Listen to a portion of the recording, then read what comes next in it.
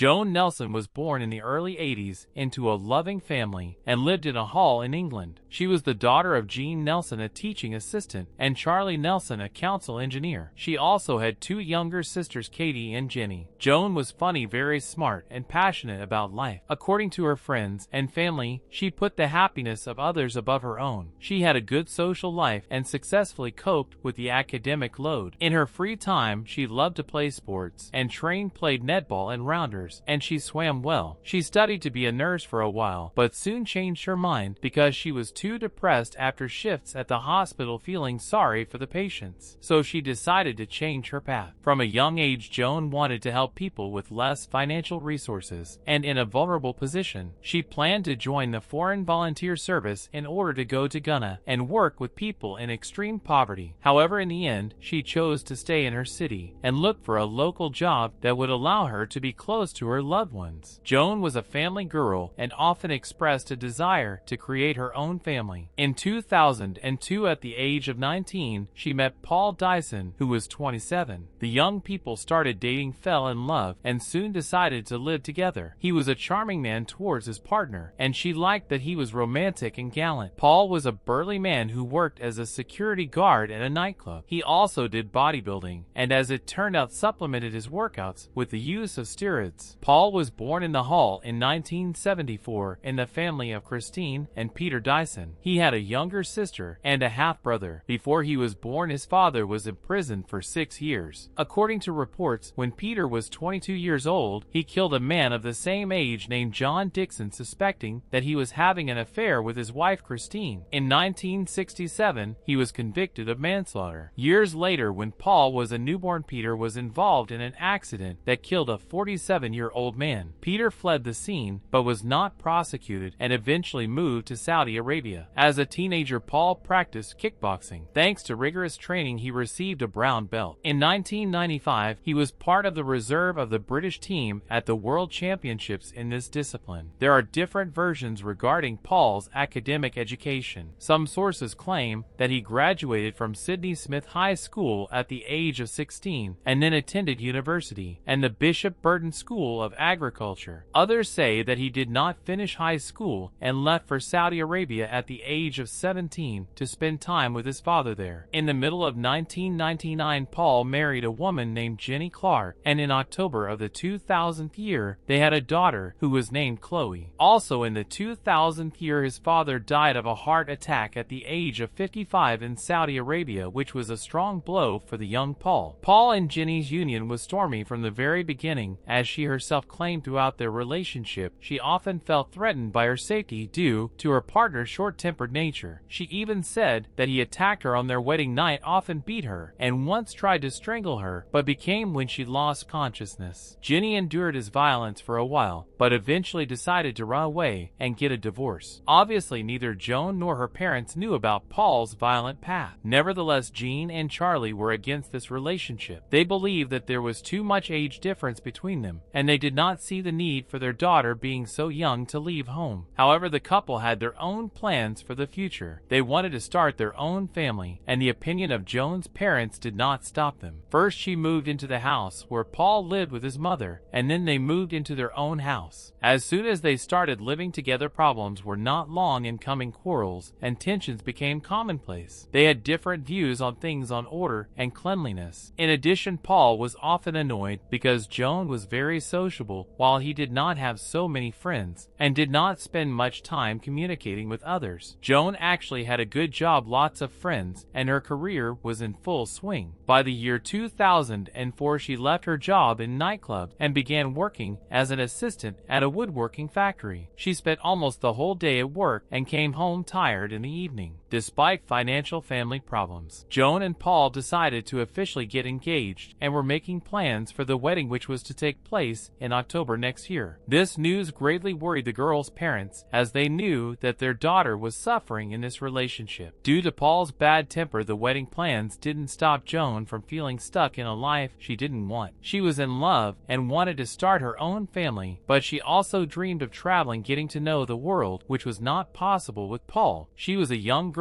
with desires and ambitions beyond her hometown. On February 14, 2005, Joan did not come to work, which which seemed very strange to her colleague. She usually did not miss work, and when she did it before, she always called and warned about her absence. When they tried to contact her, she did not answer the phone. Paul said that when he returned home that evening, she was no longer at home, and she did not answer his calls. In the evening, he called Joan's parents to ask if she was with them, or if they at least knew something about her, but they had no information about her either. The parents began to worry when they found out that the girl had not returned from work and was not answering his calls. They went to the couple's house to join Paul and try to find Joan with him. Paul called 911 to report her missing. He told the operator that his fiancée was missing, that no one could contact her, and that neither her friends nor her parents knew anything about her whereabouts. The dispatcher asked if he was alone or in a company, to which Paul replied that he was with Joan's mother and father. In addition, the dispatcher wanted to know if he knew any reasons why she might leave, if they were fighting, or if she was depressed. Paul answered all the questions in the negative. Paul also told police that on the morning of Valentine's Day, in addition to the usual greetings and kisses, they exchanged romantic postcards. He added that when he left for work, he left Joan in bed because she wanted to get some more sleep, and when she returned after work, she was no longer there. 2 days have passed without news of the girl, despite the efforts of the authorities and her family to find her. At that time, Joan's best friend's father was buried, and her younger sister turned 19. Even in these situations, she did not appear, which confirmed the assumption that something bad had happened to her. Those close to her lost hope and felt that it was unlikely that she had left of her own accord. On February 16th, Humber Police Chief Sidray Higgins, the lead in the case, announced that the search areas had been expanded. He specified that law enforcement officers and volunteers carry out searches on vacant lots and water channels. Joan's father had a strong premonition and believed that Paul could have had something to do with his daughter's sudden disappearance. He knew about their constant arguments and thought that she was becoming more and more unhappy around her future husband. However, the suffering father did not share his suspicions with the authorities immediately. In addition, when he discussed this with his wife and 2 daughters, they doubted. In particular, his daughter Katie thought that her father's thoughts were ridiculous. After all, why would Paul want to hurt his own fiancée? From the very beginning of the investigation, Paul showed great concern about Joan's disappearance, and like her relatives, actively participated in the search. One of Paul's initiatives was to start giving media interviews, which the Nelsons disagreed with. In these statements, he really showed concern and emphasized that he loved his fiancée and was afraid that someone had harmed her. In one of his television appearances 2 days after Joan's disappearance, Paul urged anyone who might have information about her whereabouts to contact her family or the authorities. Speaking in front of the cameras, he expressed his desire for his bride to return alive and unharmed. Paul's close friends shared his suffering and regretted what he was going through, but while some were touched by his openness, others felt that his words and gestures were insincere. Among the latter was Detective Ray, who suspected that Paul might be lying in this interview. Paul told how he spent time with Joan on the morning of February 14th and claimed that he sincerely missed her and loved her very much. It was quite strange for the police that Paul gave an interview without agreeing with them. However, what most attracted the attention of the officers was his body language, which was exaggerated in gestures as if he was playing a role. It was clear to them that he was lying. As a result, the detectives decided to analyze the interviews that Paul gave with the help of body communication and body language specialist Cliff Isley. When the specialist carefully reviewed Paul's statement, he agreed with the authorities that they seemed insincere. Among other things, he noted how he strained his eyes by closing his eyelids, trying to bring tears, which in his opinion was typical behavior for a person who tries to manipulate others. Paul probably thought it was a great idea to give an interview, but he was wrong. What he achieved was that the attention of the authorities focused on him. When Detective Ray analyzed the video, he noticed one detail: Paul's fingers had small wounds. The staff responsible for the case were familiar with the type of damage that occurs when a person wraps his arms around another's neck to strangle him and tries to free himself by scratching the attacker. Ray and other employees did not rule out that Joan could have caused these injuries. During the investigation, it became known about his previous relationship with Jenny Clark and violence against her. The record said that he was short-tempered and reacted inappropriately every time something annoyed him. With such data, the authorities received new grounds for distrust of the suspect. So a week after Joan's disappearance, detectives called Paul for questioning. He was the last person who claimed to have seen Joan alive, and it seemed that his story did not match the facts. But it was Paul's mother who eventually revealed the truth to the police. The fact was that shortly after Joan disappeared, Paul told his friend and kickboxing coach Colin Allen that he had ended his girlfriend's life and hidden her body. Eventually, the man decided to share these dark secrets with Christina, and she immediately went to the police, although it was very painful for her. Paul was arrested on February 18th and confessed to the crime 2 days later. He confessed that he killed Joan during an argument because she told him that he was useless at household chores. Finally, on the 21st of the same month, the authorities officially accused him of the girl's death. The accused told agents that after he killed Joan, he wrapped her body in garbage bags, put it in his car, and drove away from home in the direction of York. Although he claimed that he could not tell them the exact place where he left it, he remembered that it was next to a metal door and there were green bottles. They didn't have an exact location to try to find Joan's remains. According to media reports, this was the largest search in the history of the Sida police. The British Army even joined the exhaustive efforts. Ponds were viewed, forests, hills were bypassed, and the search spread throughout Georgia, not only to the east where the victim lived, but also in 2 other counties. During the search, the staff found her bag near the railway track, but could not find her remains. The police leading the investigation said they would not stop searching until they found her. Detective Ray and his colleague Phil Gabbs suggested that the body may be on one of the farms that have not yet been checked. On March 24th, 38 days after Joan disappeared, the police went to a farm called Woodland, almost 2 kilometers north of the village of Bransby. As they approached, they saw a door matching Paul's description. They walked through the area before they reached the slope in the bushes under a pile of dry leaves. They found a garbage bag whose shape implied that there was a human body inside. The staff confirmed that they had found Joan. The next day, Joan's parents were called to identify their daughter. The pain they felt after learning the truth was unbearable. Forensic doctors determined that Joan died of suffocation. The autopsy results confirmed the hypothesis put forward by the detectives, drawing attention to the marks on Paul's fingers. On the 4th of April 2005, the funeral took place. More than 300 people gathered to pay their respects to the girl whose remains were cremated. Paul pleaded guilty to negligent homicide, but on November 7, 2005, at the first court hearing, which lasted only 3 minutes, the accused surprised everyone when he stood up and in front of Judge Tom Krinkle said that he wanted to change his guilty plea to murder. Then he sat down, bent his head, covered his face with his hands, and avoided all visual contact. Although he seemed embarrassed, he did not express any remorse and did not apologize to his relatives. The next day, before the judge announced his verdict, the prosecutor outlined his version and stated that after he killed his girlfriend, the defendant conducted a heartless and carefully planned disguise to deceive the victim's family and the police. The prosecutor explained that based on the investigation, it could be said that Paul felt that Joan was losing interest in him and decided that if she was not for him, then for no one. He also said that his actions after the death of his partner demonstrate his intention to commit a crime, as when he saw that the girl was not responding, he did not seek help from neighbors and did not call an ambulance, but instead left the house to provide the necessary means to conceal what had happened. The purchase of garbage bags, ropes, latex gloves, and disinfectant, as described in detail by the prosecutor, is captured on video from the store. After that, he went to his mother's house, took a gardening tool, and then returned home. After talking briefly with a neighbor who asked him about Joanne, he replied that she was fine. No one could have guessed that in reality she was already lying dead in the house. Continuing his case, the prosecutor clarified that when Paul entered the house, he tied Joan's hands and feet, put her body in a garbage bag, wrapped it with duct tape, and placed it in the trunk of his car. Then he drove about 32 kilometers to the municipality east of George, where he refueled with gasoline and continued driving for about 90 kilometers before arriving at a farm near Bransby. There he hid Joan's remains among the bushes in a ditch. After he did this, he returned home and called his fiance's parents to ask about her. Then he informed the police about her alleged disappearance. His plan was to go unnoticed and make everyone believe that he was very concerned about Joan's fate. On November 8, 2005, Paul Dyson was sentenced to life imprisonment with a minimum term of 16 years in prison for the possibility of conditional release. When the verdict was announced, the judge turned directly to the defendant and told him that he had lost control, and that was why he strangled Joan. He added that after taking her life, he committed terrible acts without any remorse by showing disgusting hypocrisy on TV and deceiving Joan's family into believing that there was hope. The then British Prime Minister Tony Blair expressed his condolences to the relatives and friends of the deceased girl, regretting the difficult moment they are experiencing. Detective Ray also expressed complete outrage at Paul's violent behavior. In the 2022 year of Paul Dyson, 47 years old, was granted conditional freedom after serving a minimum sentence. Carrie, one of Joan's sisters, publicly expressed her indignation that Paul was at large as if nothing had happened. Joan's relatives felt cheated to find out that Paul got a second chance, while they will never be able to stop missing their beloved.